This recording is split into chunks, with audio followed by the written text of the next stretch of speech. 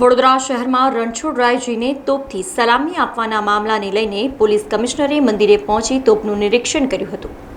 વડોદરા શહેરમાં રણછોડરાયજીના વરઘોડામાં ભગવાનને તોપથી સલામી આપવાના મામલે વડોદરા શહેર પોલીસ કમિશનર નરસિંહા કોમર માંડવી વિસ્તારમાં આવેલા રણછોડરાયજી મંદિર ખાતે પહોંચ્યા હતા, જ્યાં તેમણે રણછોડજી મંદિરે પહોંચી તોપનું નિરીક્ષણ કર્યું હતું।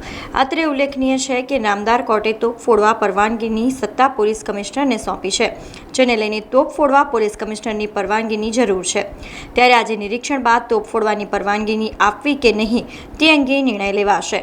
જોકે વર્ષોથી દેવઉઠી 11 રણછોડજીને તોપની સલામી આપવાની પરંપરા છે, ત્યારે મહંતે આગામી 11 ડિસેમ્બરે શોભાયાત્રા યોજી તોપ ફોડવાની પરવાનગીની માંગી છે। હવે અમને 11મી તારીખની અમે ચિંતા છે અમને, હવે હજુ શું નક્કી થાય હજુ નક્કી નથી। હજુ આ પ્રમાણેનું આજનું આ વાતાવરણ બની છે। એમને હજુ થોડોક ડર છે એ પબ્લિકની ચિંતા કરીને ભગવાનનું કામ સંપન્ન કરવાનું, બે વસ્તુનો એમને ચિંતા વ્યક્ત કરી સીપી સાહેબે। એટલે હવે ત્યાં ચર્ચામાં આગળ શું નક્કી થાય છે એ પછી આગળ જોવાનું રહ્યું એવું છે કે અમુક કંઈક અન્ડરસ્ટેન્ડિંગ એમને લોકોને મગજમાં એવી હશે કે બેન્ડ બાજા જોર જોરથી વાગે ને મારી ઇમારત ધમધમે, પરંતુ એની આગળ ડીજે બી એવા જ વાગે છે, એની સામે બેન્ડ બાજાનો અવાજ કશું જ ના કહેવાય। છતાં આજે એમને સાથે ચર્ચા કરી। રણછોડજી મંદિરના મુલાકાત થઈ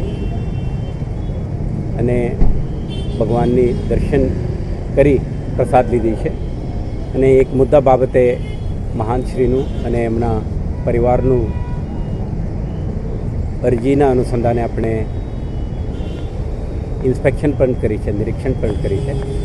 મહાનશ્રીને આપણે જણાવ્યું છે કે આ અંગે આપણે ચર્ચા કરીશું અને ન્યાયાલયના જે નિર્ણય અને તે પછી આપણે સુરક્ષાને ધ્યાને રાખીને જે કંઈ નિર્ણય લેવાનું છે આપણે ચર્ચાના અંતે આપણે લઈશું।